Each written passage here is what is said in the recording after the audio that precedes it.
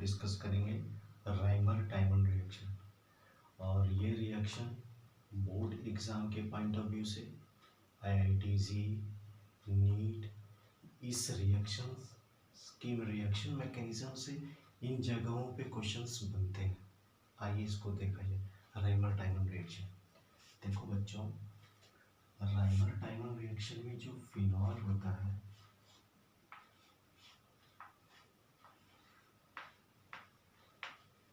Phenol convert हो जाता है सैलिसिलिक एल्डिहाइड में।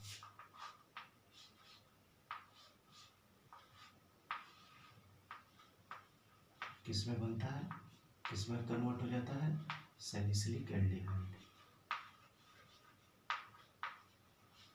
सैलिसिलिक एल्डिहाइड या इसी का दूसरा नाम है आर्थोहाइड्रोक्सी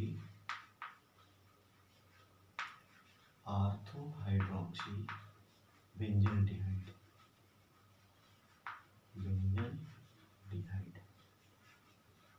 ठीक है। In presence of CHCl3 chloroform और बेसिक मीडियम मतलब NaOH स्ट्रॉन्ग बेस मतलब बेसिक मीडियम के प्रेजेंस में।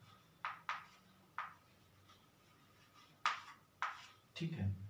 आइए इस रिएक्शन की मैकेनिज्म देखा जाए। देखो बच्चा होता क्या है मैकेनिज्म।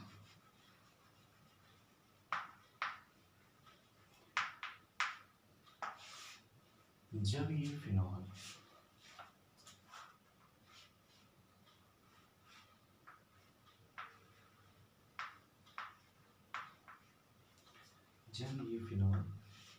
आपका बेस से रिएक्ट करेगा, किसी भी strong base sodium hydroxide potassium hydroxide, जब ये फिनॉल बेस से रिएक्ट करेगा, ये स्ट्रॉन्ग बेस है, इसको H+ चाहिए तो क्या करेगा, ये यहाँ से H+ को रिमूव करेगा और कन्वर्ट हो जाएगा फिनॉक्साइड आयन में। जैसा कि हम लोग कोल्बे रिएक्शन में पढ़े थे, एकदम सेम कन्वर्ट हो गया फिनॉक्साइड आयन। फिनॉक्साइड ठीक है, जो कि रेजोनेंस स्टेबलाइज है, जैसा हम लोग कोल्बे रिएक्शन में पढ़े। अब होगा क्या, ये फिनॉक्साइड आयन बन गया। अब आपको पता है कि CHCl3 है क्लोरोफॉर्म।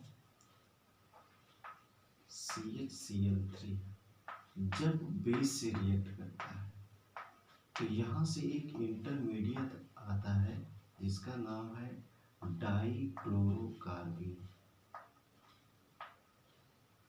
इसका क्या नाम है? डाइक्लोरोकार्बीन। कार्बीन मतलब carbon having a lone pair of electron is called carbene. डाइक्लोरोकार्बीन। अब ये कैसे आता है इसको देखा है।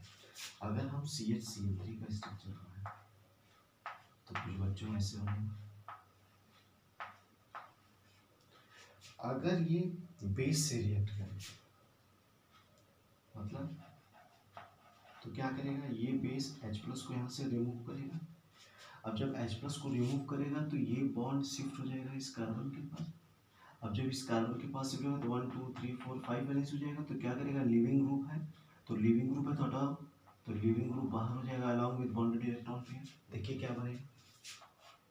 अब 3 क्लोरीन थे, एक लिविंग ग्रुप बाहर हो गया, तब इस कार्बन पे 2 ही क्लोरीन लगे।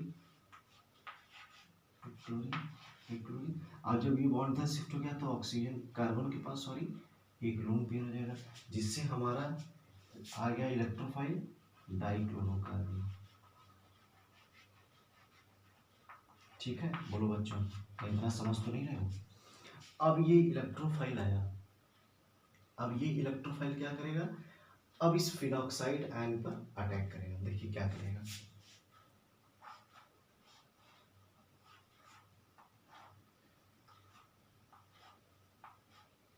ये है आपका फिनॉक्साइड आयन। अब इस पे इस डाइक्लोरोकार्बन का अटैक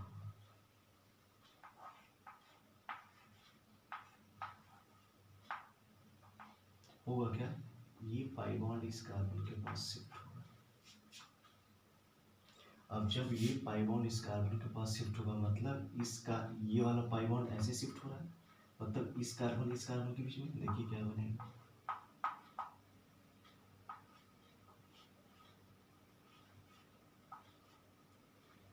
ये बॉन्ड ऐसा, ये बॉन्ड ऐसा, इसके साथ हमने कोई छेड़छाड़ नहीं किया, इसको ऐसा लिख दीजिए, ये ओ नेगेटिव सेम। अब ये पाई बॉन्ड ऐसे शिफ्ट हो जाएगा इस कार्बन के बीच में, हमने ऐसे शिफ्ट कर दिया। अब इसके पास हमने 2 क्लोरीन लगा दिया। अब जब ये पाई बॉन्ड ऐसे शिफ्ट होता है इस कार्बन के पास इलेक्ट्रॉन डेंसिटी कम होगी, इससे इस पे पॉजिटिव चार्ज जनरेट हो जाएगा। अब एक इसके पास लोन पेयर था, अब इसके पास ये पाई बॉन्ड और शिफ्ट कर दी तो इसके ऊपर नेगेटिव चार्ज आ जाएगा, क्योंकि ये इलेक्ट्रॉन रिच स्पीसीज हो जाएगा। और आपको पता है कि यहाँ पर ये हाइड्रोजन एक छुपा हुआ है, ठीक है। अब होगा क्या, ये हाइड्रोजन का बॉन्ड इधर शिफ्ट हो जाएगा, जिससे ये चार्ज सप्रेस हो जाएगा और हाइड्रोजन यहाँ से H प्लस के फॉर्म में भाग लेगा। अब ये H प्लस ये भी ले सकता है, ये भी ले सकता है। अब इस ये H प्लस हम इस कार्बन को दे दे रहे हैं, देखिए क्या बनेगा,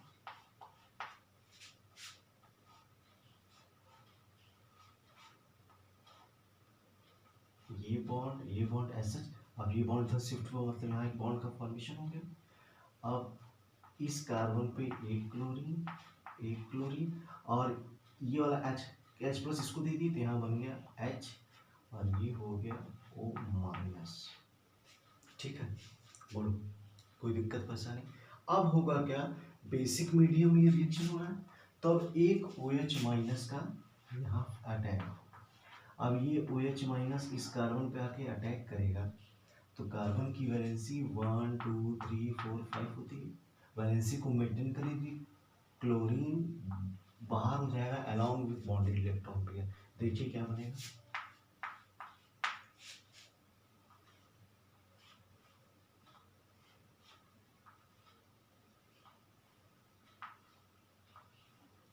ये तो सच। अब इस कार्बन के पास 2 क्लोरीन थे, एक क्लोरीन बाहर हो गया, तो एक कार्बन के साथ एक क्लोरीन लगा, ये जोड़ दिया हमने, ये हाइड्रोजन को हमने ऊपर जोड़ दिया। अब ये OH आके इस पर अटैक करा, मतलब यहाँ पे आ गया एक OH ग्रुप, ये बन गया। अब आपको पता है कि इस ऑक्सीजन के पास 2 लोन पेयर हैं।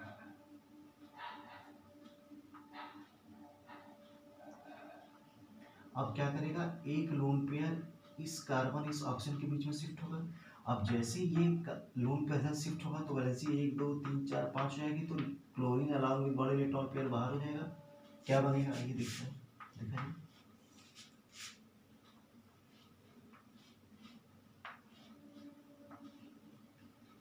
ये बॉन्ड ये O माइनस, कार्बन क्लोरीन बाहर हो गया, H डबल बॉन्ड O, और ये ऐसा कुछ हो जाएगा। 2 लोन पेयर थे, एक लोन बॉन्ड में पार्टिसिपेट कर लिया, तो मतलब इसके ऊपर पॉजिटिव चार्ज आया, पॉजिटिव चार्ज आने से साइज छोटी होने से इलेक्ट्रोनेगेटिविटी ज़्यादा होने से क्या करेगा, ये हाइड्रोजन के इलेक्ट्रॉन को विड्रॉ करेगा, ये बॉन्ड टूट जाएगा, यहाँ से H प्लस के फॉर्म में बाहर हो जाएगा, ये इलेक्ट्रॉन खींच लेगा तो उसका चार्ज सप्रेस हो जाएगा। देखिए क्या बनेगा,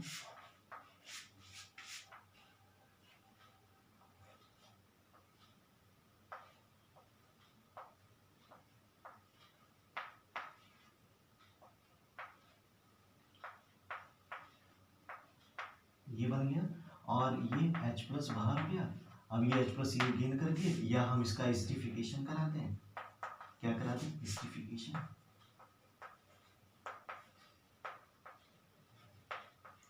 एसिडिफिकेशन है तो ये H प्लस ले लेगा और बन जाएगा हमारा प्रोडक्ट ऑर्थो हाइड्रोक्सी बेंजल्डिहाइड या सैलिसिलिक एल्डिहाइड, ये हमारा प्रोडक्ट है सैलिसिलिक एल्डिहाइड।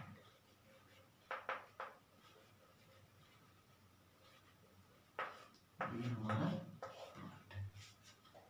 बोलो बच्चों, कहीं समझ तो नहीं रही ये रिएक्शन।